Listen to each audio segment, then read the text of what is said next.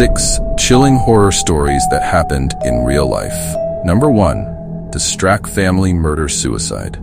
When police arrived at the Strack family home in Springville, Utah, to investigate the deaths of Christy and Benjamin Strack and 3 of their children in 2014, they found a to-do list scribbled in a notebook.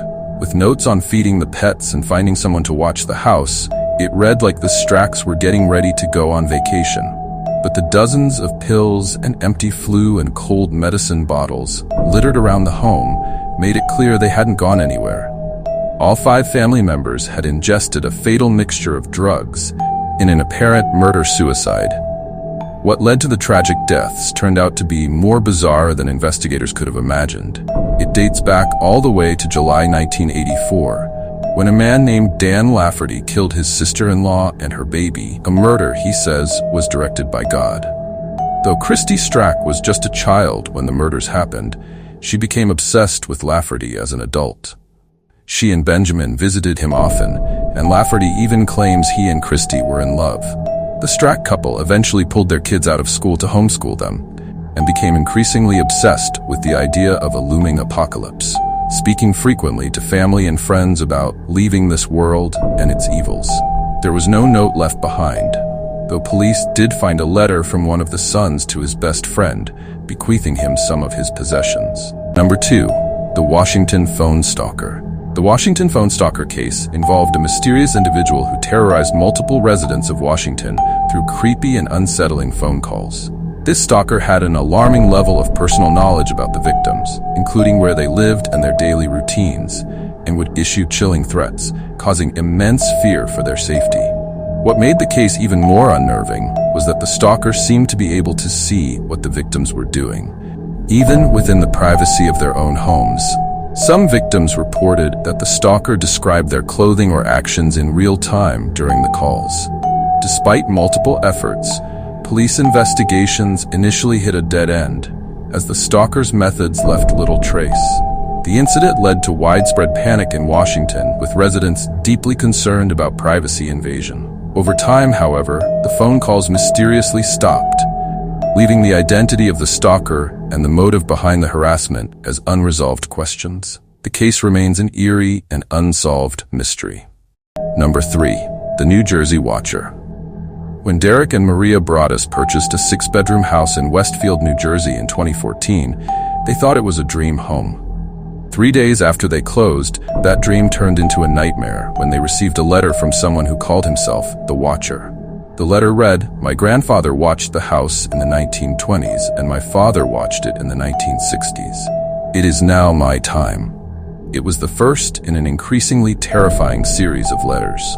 The Watcher asked whose bedroom faced the street, hinted that he knew the names of the couple's 3 children, and asked, "Have they found what is in the walls yet? In time they will." The Broaddus family abstained from moving into the home, while police tried to track down the identity of the Watcher. In March of 2017, it was announced that the Broaddus family filed a lawsuit against the town of Westfield, seeking to raze the home and build a pair of new structures on the property. A tenant agreed to rent the home while the battle continued in the courts, only to receive a fresh set of sinister letters soon after moving in. Number 4. The Doodler Murders. Who is the Doodler? To this day, police don't know, but they believe that he may have killed up to 14 men in San Francisco, in the heart of California's gay community, between January 1974 and September 1975.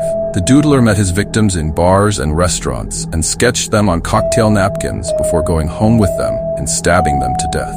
The murders didn't get much mainstream press at the time, but in 1977, the police had a suspect, as several witnesses thought they had met the Doodler. But the police couldn't get a confession, and the witnesses refused to testify for fear of being outed, so the suspect walked free. The identity of the Doodler remains a mystery to this day. Number 5. The mysterious deaths of Arnold Archambeau and Ruby Bruguier. Arnold Archambeau, his girlfriend Ruby Bruguier, and Ruby's cousin Tracy Dion had all been drinking the night their car crashed into a ditch in Lake Andes, South Dakota, in 1992. When help arrived, Tracy suddenly realized she was alone. Both Ruby and Arnold were nowhere to be found. Investigators walked through the ditch multiple times in search of the couple with no luck. 3 months later, a passing motorist saw a body 75 feet from where the crash occurred. It was Ruby. Not long after, investigators found the body of Arnold too, but they don't think the couple died in the ditch. For one, there was a witness who claimed she saw Arnold at a party 3 weeks after he was reported missing.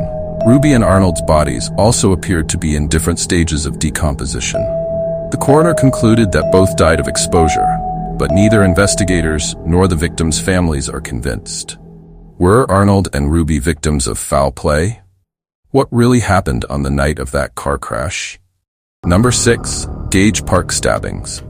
A mass stabbing in Gage Park, Chicago left 6 dead in February 2016. 3 generations of the Martinez family, including 2 children. Months later, investigators charged Diego Uribe Cruz and his girlfriend, Jafeth Ramos, with their murders.